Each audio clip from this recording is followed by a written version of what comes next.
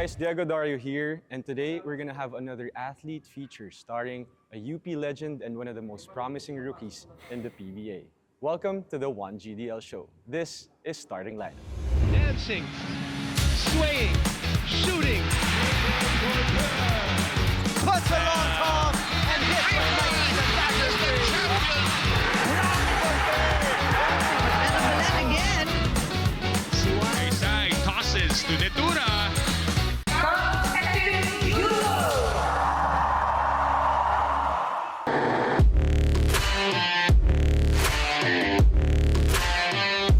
What's up, brother? What up, My guy. Thanks. Pleasure to be here. Thanks for the time. Let's start it off with, a lot of people really don't know that you actually grew up here in the Philippines. People think with the way you play, the way you bring yourself up, they think like you're from a different country. But bro, dito lang ako. Born and raised. Born and raised. No, as you said, I feel like, I started playing basketball at a young age. Just being around my siblings. I have 4 brothers, and my dad being there. I think another thing was having a basketball court behind our house. So that's pretty much where it all started. And I also want to bring up my uncle. He used to play for Ateneo. He played a couple years in the PBA, so I feel like that's where the love for the game started at a young age. How was that like growing up with a very sporty family? Basketball was a daily thing for you guys, but also you guys were doing different sports at the time as well. No, I feel like it was a very competitive nature just being in a household. And so he said I started a swimmer, honestly. So my dad pretty much engaged us in a lot of sports, and he kind of didn't force us to play basketball. I feel like it just came naturally, and my brothers and I, we just fell in love with the game, and everything just went off from there. Actually, a lot of people know you from obviously being a UP legend and then now obviously in the PBA. But fans don't know actually that you played for Ateneo in grade school, right? How was that like? What did you, obviously the things that you picked up in Ateneo? That's where it all began, honestly. Thankfully, I've been part of the varsity team ever since 2nd grade, and since then I've been a consistent student athlete up until my 3rd year in college. And a lot of people didn't know that. I started playing basketball at Ateneo. Then I transferred to UPIS. Yes, sir. That's where we met. My vet. He was my senior back then, and committed to the same college, UP. This is home for us, for me, and I've been here for 7 years, and it's crazy because like mga teammates mo na I remember in Ateneo was Ateneo legends as well, like Nieto Brothers, Jolo 30, Mendoza, 30, Jolo, all those guys, for sure. You mentioned your family earlier, Javi, Joe, obviously your dad and mom, always there when we have games. How's that like? Having that kind of like support and that rock that's always there, no matter you're playing well or not. Now, having that kind of support system, having my family there every game, it's kind of boosts up my morale. And so you said, you have a good game or a bad game, like they're always there to cheer for you. They're always there to be there for you. And their support means everything, honestly. Especially my brother Javi, we grew up together. We were teammates all throughout the years, and having him by my side made my transition a lot easier. So, how was that like? Because like I remember when we were teammates in college, you and Javi, you would have plays na parang di na kayo nag-uusap eh. Just tingin na lang, you already know like what each other will do. Like how did that develop? I feel like it's more instinct. Like I know how Javi plays. I know his strength, his fortes, advantages on the court, and I know his spots. I know where he goes. Like so, me being a point guard, I know how to set up my teammates and kind of get my teammates involved. So just having Javi there made the game a lot easier. And then now, like you're actually going up against Javi. But how does the dynamic change? Obviously, like for sure, no. Sometimes you'd see each other in the house, and then you'd go up against each other. I feel like the moment we step on the court, we're all business. And after the game, like it was our first time playing against each other overseas in Korea. So that was really a great experience. After the game, we still chop it up. We grab dinner, chill at his crib, and then like what I said. When you step on the court, it's all business. We're just focused, locked in, and trying to help our respective team win game. So just support. Before the game and after the game support, but during the game it's all business, competitiveness. Yep. And one, growing up, obviously we were teammates in high school, and I remember I was a senior, you were a rookie, and then I would always get shots up after practice. And then I knew you were kind of special just because like you also wanted to be that last guy on the court. Where did that mentality come from? No, like what you said, bro, you set the standards high, and you're such a great role model, not just to me, but to my brothers as well. So seeing you work, doing extra work after practice, before practice, that kind of motivated me, not just as a player, but as a person as well. And you know, we were just out there trying to improve and get better in our own way. So, yeah. And eventually you won Juniors MVP in UPIS. But how about like the life outside of basketball? Obviously, from Ateneo going to UPIS, very different, right? Very different people. Yeah. You interact with a different kind of culture. What was that like for you? Yeah, at first I feel like it was a culture shock because, you know, coming from Ateneo, it was an all-boys school, and transferring to UPIS, it was co-ed, so.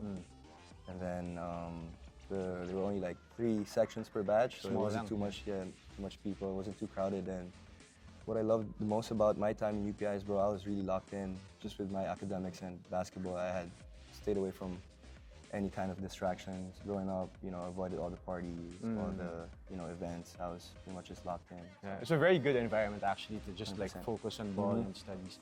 And then eventually you committed to college, where we were also teammates in the seniors level. How was that whole experience like?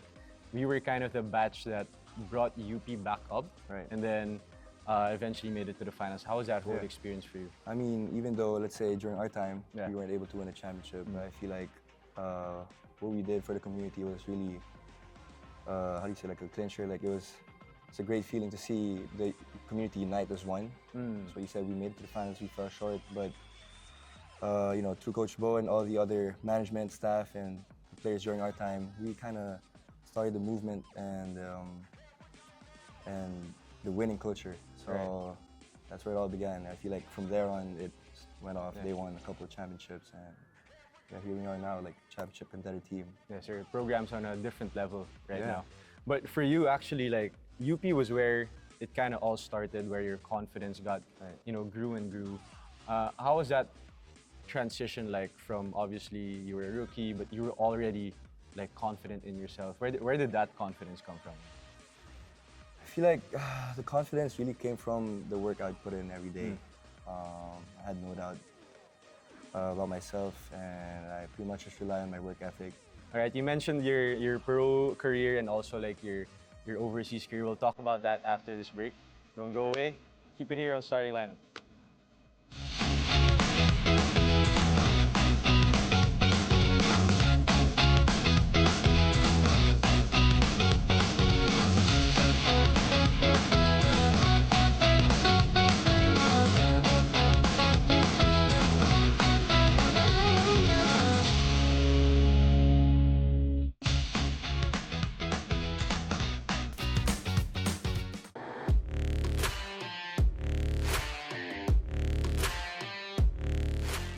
Now, we talked about Juan's early and young career. Now we're going to talk about his pro career. And obviously, Juan, before you actually played here in the PBA, you played in different countries. You started off with Japan, played in Lithuania, and then Korea.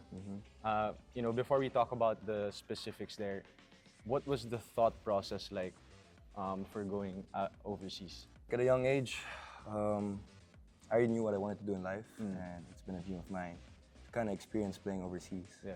And it was during the pandemic when I had an offer to play in Japan. Felt like it was a no-brainer. Not, you know, during the pandemic, you know, you weren't sure of what was gonna happen next, and having that kind of opportunity, it's kind of like a no-brainer. And it was, so I said it was a dream of mine growing up, you know. Now, Juan, where did that come from? Because like obviously you played under 16 for Gilas. That's your first time actually having international experience, right? Did it start there? Because like usually, you know, some kids would be like, oh, my goal is the PBA, like not really international. But then, where did that that dream start? You're right. Yeah, I feel like it started during that under 16 stint. You know, playing against international players and being able to cope up with them. I feel like I kind of gauged myself. Like, I was telling myself like, yo, like I could actually try it out. Yeah, like play overseas, just experience and yeah. It's different when you set the bar higher and it eventually happened. And then your first experience was actually with Tokyo in Japan. How did that whole experience go for you? Obviously, Yeah. your first year as a pro, and then in a different country Right. right away. No, yeah, I feel like the first year overseas, that was for me the toughest year in my career. You know, coming in with no expectations and not knowing, not knowing like what's gonna happen. Like, you get to deal with like different walks of life. You know, people with different paths, and kind of you're out there just trying to blend in. And that's what you said. You're trying to fit into a new environment, a new culture, and yeah. So I feel like that first year overseas was, I'd say, the most difficult time, just pretty much adjusting towards like my pro career. So And that's the basketball side of it, but also just actually being in the culture of Japanese, bro. Like, Yeah, bro. what did you learn from Amazing. those? Obviously, being around those people every day at work. and bro, I feel like the Japanese, like the locals, the people there are probably the nicest people, like the most genuine, nicest people you ever meet, next to the Filipinos, of course. Yeah. And it's what you said, bro. Like the food was amazing, just the environment, their culture. I kind of embraced it a lot. I spent 7 months there, and I really had good teammates. So we were a young team then, so they pretty much made my transition a lot more easy. Yeah. And that's what people don't see, right? Like when you go overseas, they think you're just playing basketball, but it's all the other stuff outside of it, like living alone, Living alone, just meeting new people, Yep. trying to connect with other Yep. people, even if they don't speak like Yep, straight that's- English, yeah, right? the language barrier there. That's, I'd say, another tough part. Yeah. Not all Japanese people talking English. so Right, that's right. pretty much it. So eventually, from Japan, you decided to play in Lithuania. Totally different culture. 100%. Probably snowing every day Yeah, in the weather Lithuania. is different. Yeah. How was that experience like? How is it different from your first stint? No, my stint in Lithuania, that was a reality check. Like having myself kind of participate in European style of basketball. That was really a big adjustment for me. Took me about like 2 to 3 weeks to fully adapt to like the team system. You know, the players there are very tall, a lot bigger. They're tall. They have high IQ, and they're all smart. So I feel like everything in Lithuania, like, in terms of the basketball side, everything was advanced. Like they were just so smart with like reading the game and the way they coach, the way they approach training. Yeah.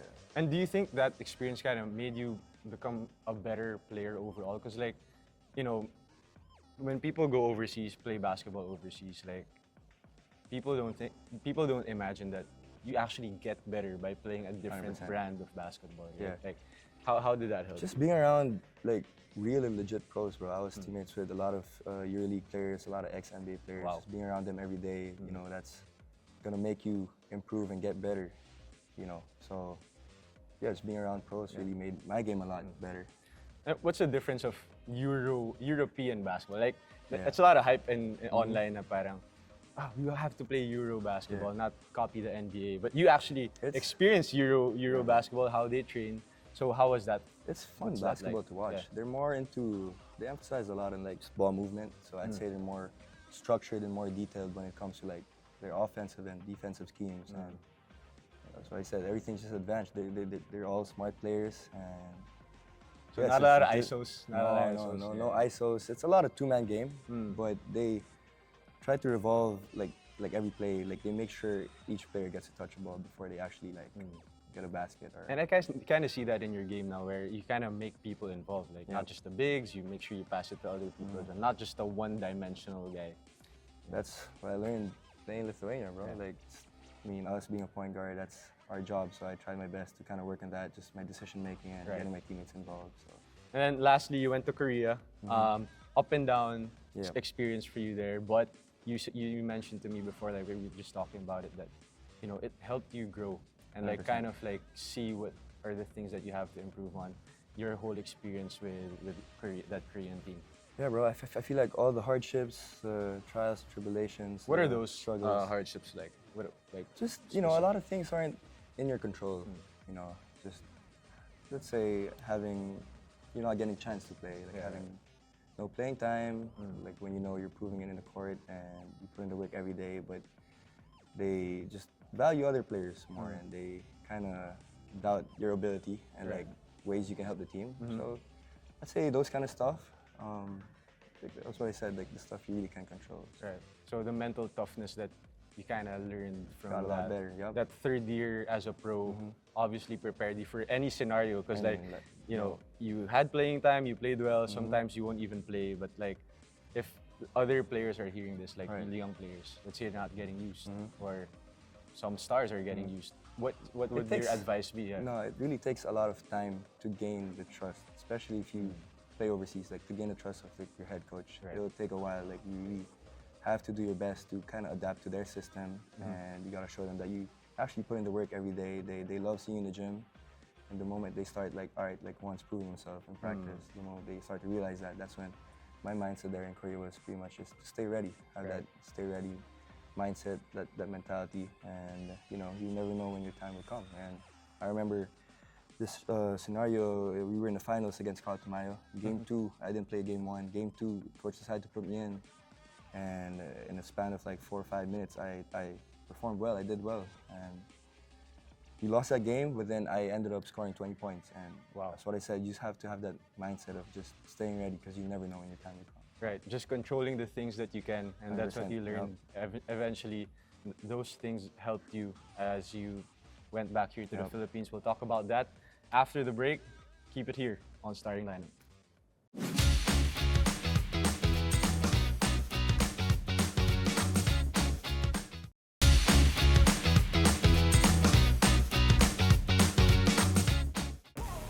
Welcome back here on Starting Lineup. We still have Juan Gómez de Liaño here. We talked about his early basketball career to his international career. Now you're back here at home in the PBA. What was the thought process like for that? Coming back and playing pro here in the PBA. I feel like it was the right time. Honestly, I feel like the experience I gained overseas kind of helped me mature as an individual, and I think it was just all God's timing. And the moment I found out Javi decided to play here and come back to the PBA, I think that made my decision a lot easier. For sure. It's always nice to be around family and friends. You know, there's no other better feeling than that. And growing up here in the Philippines, you know, it's always been a dream of mine to play in the PBA. You know, we've been watching the league itself, just the growth of the league throughout the years. And Obviously, your comfort zone is here. Played 3 years outside of your comfort zone, being alone in a different country as a young hooper, right? But honestly, for me, as a friend and as a former teammate, I kind of felt like people kind of forgot who won GDL is. Like, obviously, 3 years outside the limelight here, here in the Philippines, not really getting played, right? Not getting playing time that much. Other players would just be like, you know, I'll call it a career. But then for you, what did you feel when you were coming back? I'm like, okay, I have something to prove. So I said I was just in it for the experience. Those 4 years overseas, that's what I said, it helped me mature a lot. And I feel like coming here into PBA, just the understanding of the game made it a lot easier. Like kind of playing on my own pace and slowing down, you know, how to make the right play, right decision. Eventually, Converge drafted you. What was that conversation like? It seems like you're very happy, very good fit with the whole team right now. Yeah, I mean, it started, I think, 3-4 years ago. I have a good relationship with Gov Archen, Kayabyab, our team governor, and Gov Delta, of course. Joe played under him in the PBL.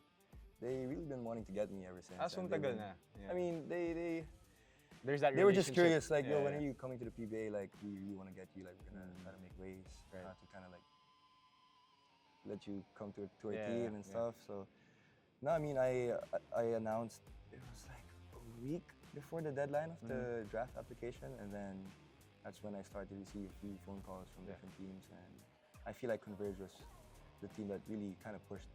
You know, they really wanted to get me. So I have a lot of respect, and I owe everything to them. Yeah. So the stars aligned. Eventually, number 2 pick for Converge, and then this guy, first game, putting up a triple-double. I mean, like, who does that? But then, obviously, you would do that. Only one GDL could do that. Was there like a, I guess, deeper motivation that, you know, I'm back, I'm here. Like, you kind of introduced yourself back to the basketball world here in the Philippines. I feel like I never lost confidence. That's one thing about myself. I never doubted myself. Well, you said I'm just out here just trying to help my team win. I think the triple-double really was in the back of my mind. That was really my main goal was help my team win games and win a championship. So the triple-double is just, I feel like it's came naturally. It just Like, happened. it's just how I play. Like, Yeah. you know.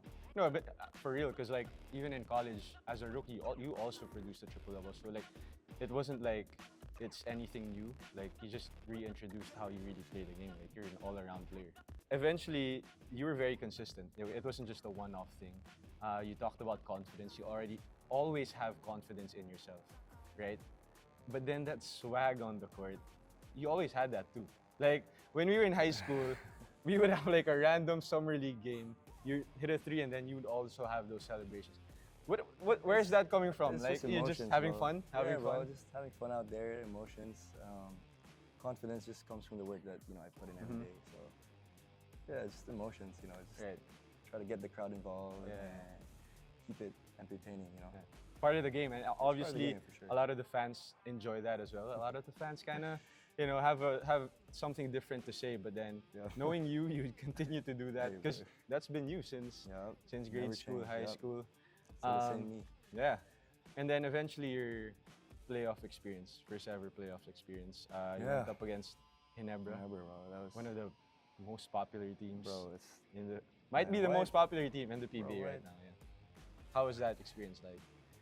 no playing against Ginebra, and it was a tough series. Honestly, the crowd that they have going on, like the Ginebra Never Say Die crowd, man, it was like, the arena was packed. Right. Atmosphere was intense. It was amazing. Like for me as a player, that's what I want. Like, I want everybody to like watch me ball out. And no, those two games were tough because I feel like that was our time. Like Converge never had the chance to go past the quarterfinals, and us having that twice to beat advantage, I feel like, oh man, it was our best chance to kind of move on to the next round. But then, man, that's what they say, bilog ang bola. We were up by 6 at one point, the last 90 seconds, and still lost the game. Yeah. It was disbelief. It was tough for us to accept, but then we only had 2 weeks off, and we started practicing now, and our mindset is as a team is on to the next conference, and we're just trying to move on from what happened. Yeah. I mean, as you always say, control what you can, right? Like, and you did that in that game too. I think you had like a 20-piece, Yep, right? 25 25 against Ginebra. But the first few games, you kind of not struggling, but like you were kind of trying to read what they're trying to do, right? Like you're not that aggressive. What was that adjustment like? Because you were extra aggressive in that game too. No, I mean the first game, we started really slow, and then a lot of my teammates also got into foul trouble. Right.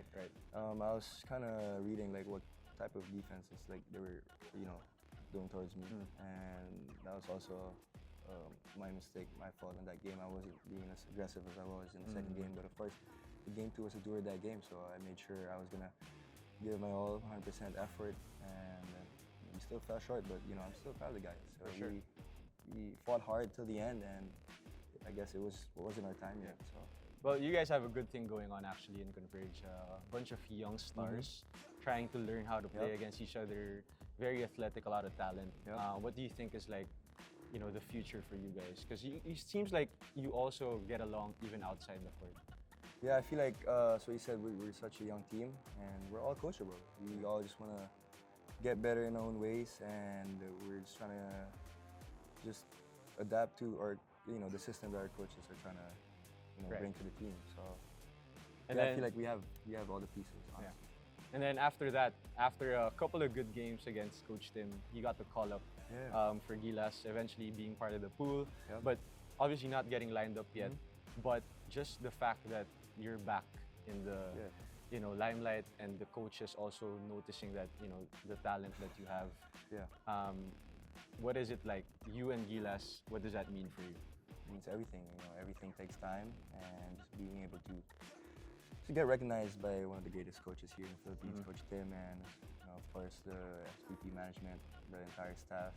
It's really a blessing, honestly. That's been a dream of mine. It's been, I think, 4 years now since I last represented the country, and now having the chance to be called up and just to represent the country itself, being part of the pool, training with the guys, and just trying to get familiar with the system. That's already a big stepping stone to my career. That's been a goal of mine, and I think our goal is to make it to the Olympics. And Right. That's the main goal for the team. And would you say that you're kind of adjusting to the system already? Obviously, Yeah. being there with Coach Tim and the guys, Yeah. they said that you need to have a little bit of time Yeah. to get the system right. Do you think you're getting Yeah. there, and then eventually, when you get lined up, you're going to be ready? 100%. I feel like I'm surrounded by a lot of great players, and they're all there, willing to guide and correct and just teach us the right way on like how Coach Tim coaches his players and his system itself. So yeah, I'm just truly grateful to be in this position. You know, having, like I said, having the right people around me and we're all on the same page, and we're all just trying to get better. Yes, sir. My guy, very excited for what's to come in your young Appreciate career, and proud of you, bro. Pleasure. It's my Yes, sir. pleasure. Yes, brother. sir. Appreciate it, my guy. That's been Juan Gómez de Liaño. I'm Diego Dario, and this is Starting Lineup.